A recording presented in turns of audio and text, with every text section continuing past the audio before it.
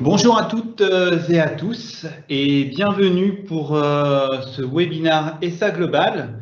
Nous sommes le jeudi 24 septembre 2020, il est 8h30 et aujourd'hui nous allons nous intéresser on va dire, à comment en fait migrer vers le cloud et plus précisément comment migrer vers un environnement Dynamics 365. Donc il s'agit, on va dire, du premier volet d'une trilogie de webinaires dédiée à ce sujet.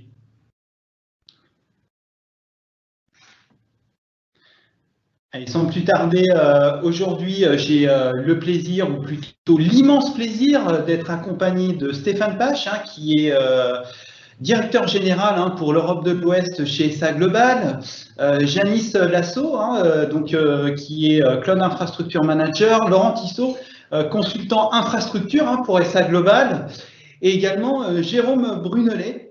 Bonjour Jérôme. Bonjour Mickaël.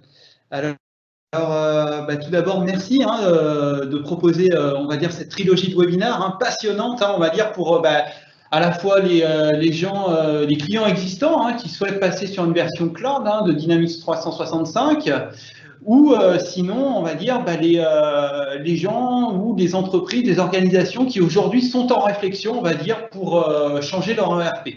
Donc, on a vu dans le titre, Jérôme, le diable dans les détails. Pourquoi finalement ? Pourquoi? C'est une très bonne question. Très souvent, lorsqu'on parle projet de migration Dynamics vers le cloud, Dynamics 365, on imagine ou on conçoit le projet de manière très verticale en considérant Dynamics et que Dynamics. Mais finalement, on va le voir lors de ce webinaire avec les différents interlocuteurs, les détails sont très importants et sont souvent les détails qui sont structurants. On parle ici de gouvernance Azure, donc effectivement, beaucoup de points de décision pour lesquels il n'est pas possible de revenir en arrière. Donc on peut appeler ça des détails finalement. Et c'est précisément sur ces points-ci qu'on va se focaliser aujourd'hui dans le cadre d'un projet de migration Dynamics, comme tu viens de le dire. Et dans ce premier webinaire de cette trilogie, avant le démarrage du projet ou juste au démarrage du projet, quels sont ces points de gouvernance Azure importants pour arriver à un projet qui se passe correctement? Très bien, merci Jérôme. Justement, en parlant de détails, voici l'agenda. Donc, avec pour commencer une introduction par Stéphane, qui est finalement ESA Global. On aura aussi ensuite, justement, par rapport au sujet du cloud, les tendances avec le mot de Microsoft, puisqu'aujourd'hui, nous avons un invité surprise de chez Microsoft, en la personne de John. Et le gros du sujet, bien sûr, avec Jérôme et son équipe, tout ce qui est gouvernance Azure dans un contexte projet Dynamics 365. Et on terminera avec une session questions-réponses. Allez, on rentre tout de suite dans le vif du sujet avec une introduction de ESA Global, finalement, une présentation par notre directeur général Stéphane Pache. Alors, bonjour Stéphane. Bonjour Mickaël. Alors, tout d'abord, peux-tu nous présenter dans les grandes lignes ESA Global? Bien volontiers. ESA Global, aujourd'hui, fête ses 30 ans ce mois-ci. 30 ans que nous sommes actifs sur le marché de l'intégration de Business Solutions, plus particulièrement de Dynamics, de toute la plateforme Dynamics. Alors, aujourd'hui, une présence internationale avec 800 personnes au travers de 26 bureaux dans 22 pays autour du monde. Et différents métiers. Le métier de ce qu'on appelle ISV, ça veut dire que nous sommes capables de pouvoir offrir des solutions métiers avec des solutions qui vont enrichir la plateforme Dynamics. Bien sûr, de l'intégration au niveau global, mais aussi au niveau local. Nous sommes également un partenaire Microsoft pour le support et pour le développement. Par notre compétence et métier et approfondie au niveau technique. Un nombre assez important de reconnaissances, 10 fois partenaire of the year, c'est durant ces dernières 30 années, ce qui fait de nous un des partenaires bien titrés, bien reconnus. Quelle est la proposition de valeur de ESA Global, Stéphane? Alors, ESA Global, c'est un intégrateur de la solution ou des solutions Dynamics et de la plateforme sur laquelle repose ces solutions. Ça veut dire l'infrastructure, ça veut dire la base de données, ça veut dire la gestion effectivement du cloud. C'est également une solution de développement certifiée par Microsoft. Nous sommes un centre de développement certifié par Microsoft pour pouvoir nous permettre de développer nos solutions métiers.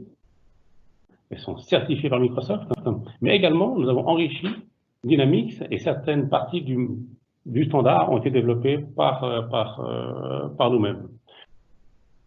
Nous sommes également un centre de migration, une upgrade factory, surtout basé sur notre développement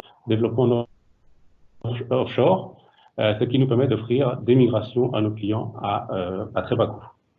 Avec notre présence internationale, nous sommes capables aujourd'hui d'offrir un support 24/7 avec un follow the sun basé sur nos bureaux au niveau international. Ensuite, Stéphane, quels sont les différenciateurs de SA Global? Alors aujourd'hui, SA Global a des solutions métiers. On peut voir quelques logos sur l'écran comme Legal 360, AEC 360, Sync 360. Ils sont des solutions au niveau de Dynamics Customer Engagement, mais une forte reconnaissance de la part de Microsoft avec aujourd'hui les reconnaissances dont nous avons parlé de Partner of the Year, mais également le President Club, Inner Circle. Très bien, donc on enchaîne avec la première rubrique de ce webinaire intitulé Le mot de Microsoft, pour laquelle j'ai le plaisir, l'immense plaisir d'accueillir John Hanneken, qui est Service Sys Account Manager chez Microsoft. Alors tout d'abord, bonjour John. Enchanté. Alors peux-tu te présenter en quelques mots, John? Oui, bien sûr. Donc, je travaille chez Microsoft depuis 15 ans à peu près. J'étais account manager pour nos partenaires en Suisse romande. Donc, j'ai une bonne expérience de nos clients et de nos partenaires dans cette région. Depuis un peu plus de 10 ans, je travaille exclusivement dans le monde du cloud. Et actuellement, je suis service account manager pour un certain nombre de partenaires, y compris SA Global. Et c'est aussi une des raisons pour laquelle je suis ici aujourd'hui. Alors encore merci John d'être avec nous. Justement, du point de vue Microsoft, comment vois-tu l'évolution du marché? Alors en fait, ça tombe bien parce que je connais, j'ai vu en fait comment le marché a évolué, notamment par rapport au cloud, depuis ses tout premiers jours à l'époque de BPOS en 2009. Et ce qui a été vraiment assez surprenant, c'est l'accélération de l'adoption en fait du cloud et des migrations en fait vers le cloud qui ont eu lieu ces dernières années. Il est sûr que il y a un certain nombre de nos partenaires recommandaient à nos clients d'héberger en fait leurs solutions, par exemple Dynamics dans le cloud, mais il était assez fréquent de voir les clients assez frileux, pas très sûr que ce soit la solution qu'ils souhaitaient. Aujourd'hui, on voit une situation qui est plutôt inversée. C'est que les clients aujourd'hui demandent aux partenaires une solution qui est déployée dans le cloud. Pourquoi? Parce que la plupart de leurs services s'y trouvent déjà. Si on prend par exemple Exchange Online, si on prend Office 365, etc., tout se trouve dans le cloud. Donc ça a vraiment d'avoir le tout hébergé dans le cloud. Maintenant, il est absolument important de s'appuyer sur de bons partenaires, des partenaires qui maîtrisent, si possible, aussi bien la partie métier, compréhension des processus, du métier du client, ce qui n'est pas toujours donné à tous nos partenaires, qui sont souvent des partenaires très technologiques. Donc là, il y a justement un avantage avec nos partenaires Dynamics, c'est qu'eux ont vraiment une vision globale, holistique. Ils comprennent les processus, ils comprennent les problématiques métiers, mais aussi la partie technologie. Et SA Global, justement, un de ces partenaires qui a pris le virage, qui a pris le tournant cloud il y a déjà longtemps, et ils ont beaucoup d'expérience dans ce domaine. Je pourrais rajouter encore une chose, c'est que on travaille de manière hein, avec nos partenaires, y compris SA Global. Et SA Global était un des partenaires qui nous a signalé, il y a déjà quelques temps, un besoin de pouvoir avoir une solution complète de gouvernance, de sécurité, qui permet en fait aux clients d'être rassurés, surtout à une époque où de plus en plus d'appareils se trouvent dans les sphères privées des gens. C'est peut-être pas des ordinateurs qui sont sous le contrôle total de l'informatique. Donc, il y a énormément de problématiques qui apparaissent de sécurité, de gouvernance, de conformité. Et on a justement travaillé ensemble avec SA Global pour la mise en place d'un framework holistique, un framework complet autour de la sécurisation, de la conformité, la gouvernance des solutions Dynamics qui sont hébergées sur Azure. Voilà. Donc voilà, on a affaire vraiment à on peut appeler ça un de nos pionniers. Voilà. Merci John pour ce témoignage. Comme on a pu le voir, un partenaire Dynamics 365 comme SA Global aujourd'hui est le partenaire adéquat pour adresser justement une migration dans le cloud, de par sa capacité finalement à adresser tous les clouds de Microsoft, aussi bien la plateforme Dynamics 365, mais aussi la plateforme Microsoft 365 pour les applications, on va dire, de collaboration, et bien sûr la plateforme Microsoft Azure. Donc maintenant, on va rentrer dans le cœur de ce webinaire, donc dédié à la gouvernance notamment, donc gestion de l'identité, faire face aux changements, partage avec l'extérieur, c'est des questions qui se posent justement quand on aborde un projet de migration dans le cloud. Donc peut-être on va commencer avec une présentation de notre équipe infrastructure SA Global. Donc Jérôme, est-ce que tu peux nous présenter justement ton équipe ? Oui, très bien, merci. Merci beaucoup, Michael.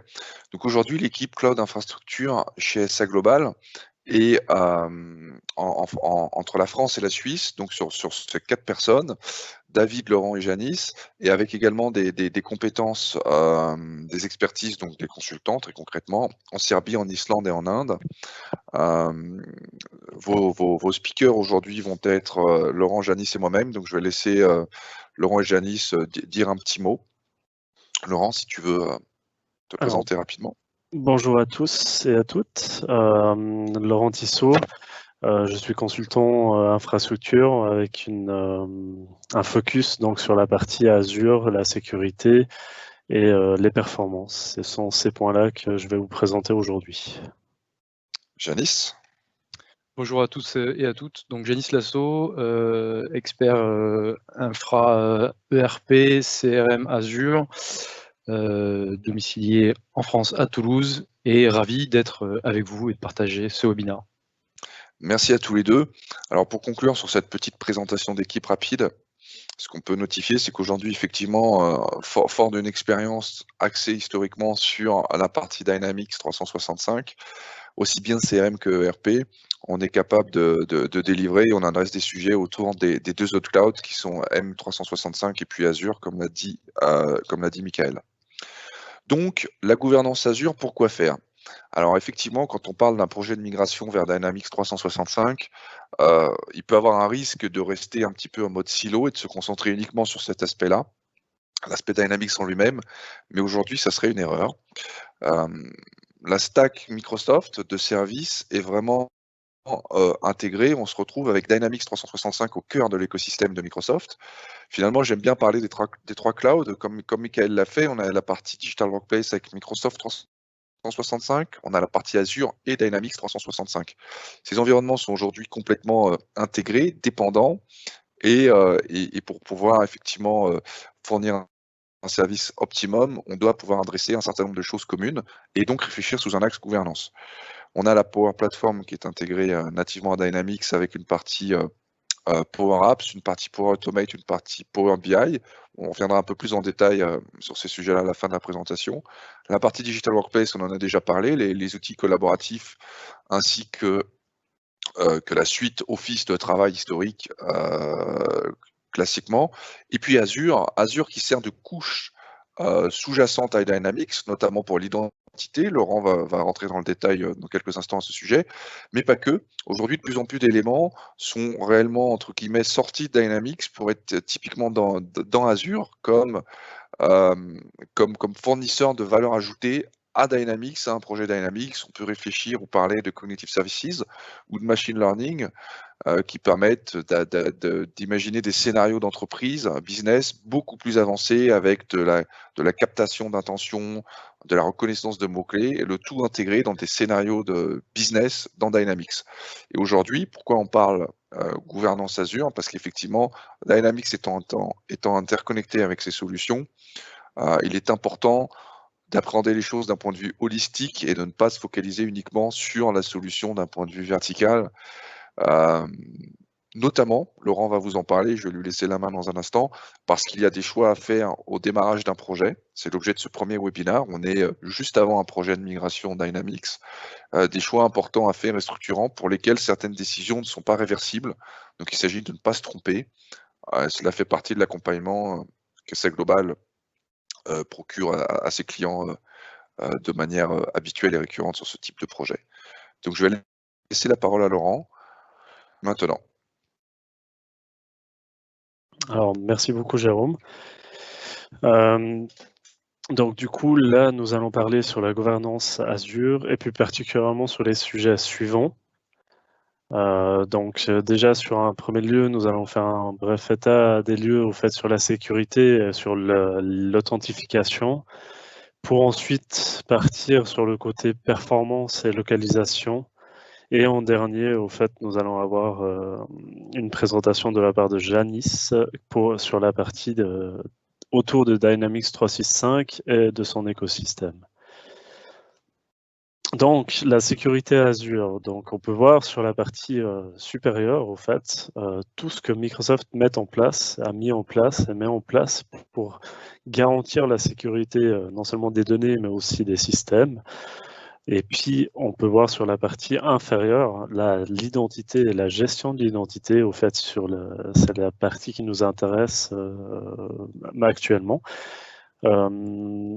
avec notamment Azure Active Directory et l'Active Directory, et puis certains éléments, certaines interactions entre les différents éléments.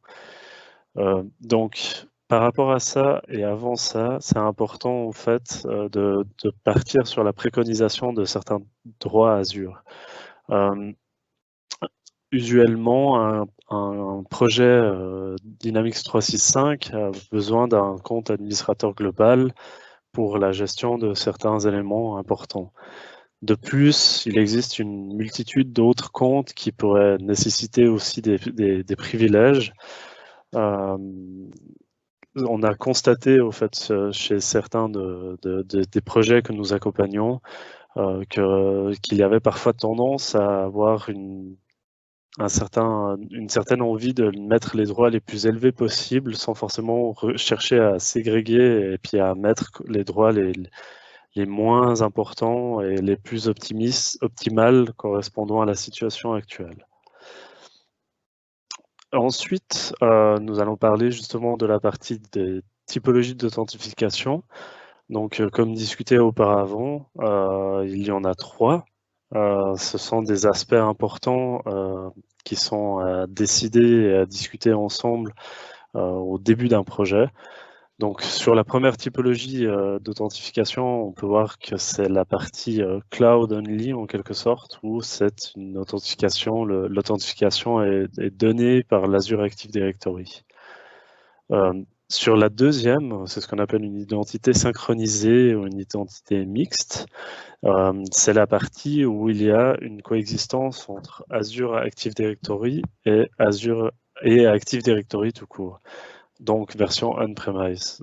Avec cela, au fait, sur le schéma, on peut voir qu'il y a un outil de synchronisation d'annuaire. Cet outil est au fait nommé Azure Active Directory Connect et permet justement de synchroniser par exemple le hash des mots de passe, les noms d'utilisateurs et plein d'autres informations essentielles. Sur la dernière typologie la plus commune en quelque sorte, on a la technologie ADFS, la typologie d'authentification ADFS ou authentification fédérée, qui est aussi utilisable. Et sur ces trois typologies, nous avons l'expérience, au fait, de gérer un projet avec ces types de typologies. Par la suite, au niveau des performances, au fait, Microsoft nous recommande d'avoir une latence inférieure à 250 à 300 millisecondes pour un débit supérieur ou égal à 50 kilobits par seconde. Effectivement, dans ce genre de cas, au fait, d'avoir une latence la plus faible est le plus intéressant.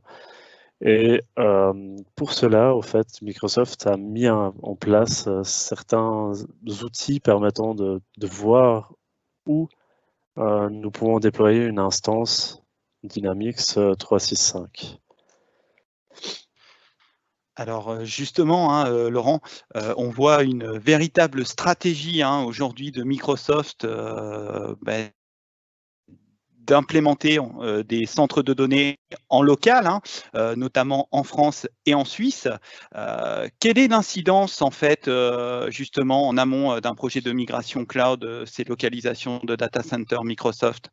Alors c'est important ici de bien choisir en quelque sorte sa localisation, mais il y a deux éléments à distinguer. Au fait, il y a l'emplacement d'un tenant et aussi l'emplacement des différentes instances Dynamics 365. C'est-à-dire par là qu'on a besoin comme vu auparavant, qu'il y avait une certaine latence à respecter.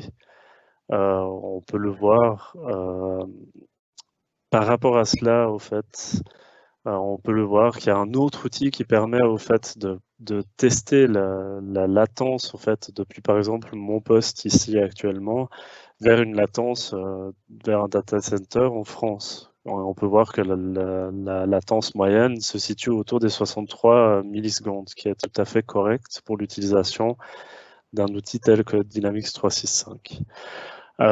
À savoir aussi que si on n'est pas satisfait ou si on a besoin vraiment de performances accrues par rapport à Dynamics 365 ou les autres produits aussi, parce que ça englobe l'entièreté des outils fournis par Microsoft, il y a l'utilisation de Azure Express Route qui permet de dédier un accès au fait au data center qui est jugé le plus utile et le plus proche.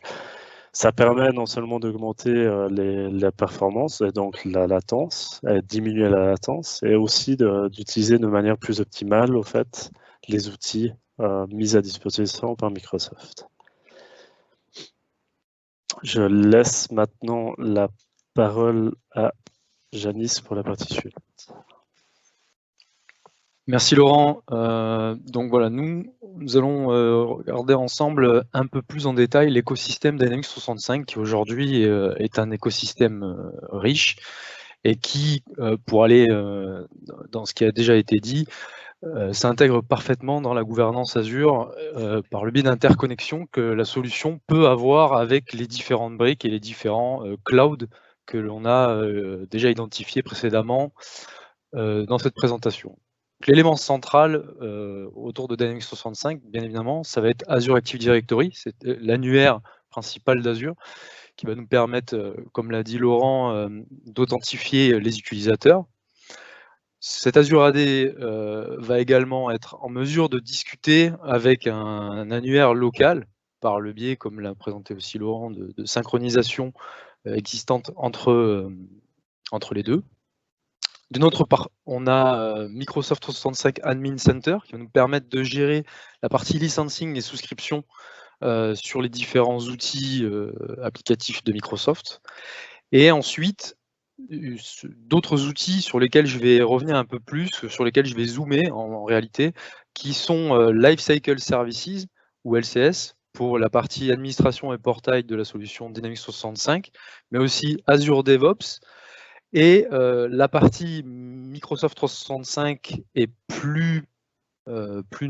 comment dire, de manière plus récente, Power Platform, que j'ai volontairement un peu décorrélé de ce schéma, puisqu'en gros, ils interviennent et peuvent discuter évidemment avec l'entièreté des applicatifs ici. Donc, pour rentrer un peu plus dans le vif du sujet, concernant notamment Lifecycle Services, Lifecycle Services est un portail qui est fourni gratuitement par Microsoft qui va permettre réellement de gérer, d'administrer la plateforme Dynamics 365 Finance and Operations Retail, et va nous permettre de gérer à la fois la gestion de projet et les phases du projet d'implémentation de la solution, mais également toute la partie ticketing support et la partie gestion des environnements Dynamics.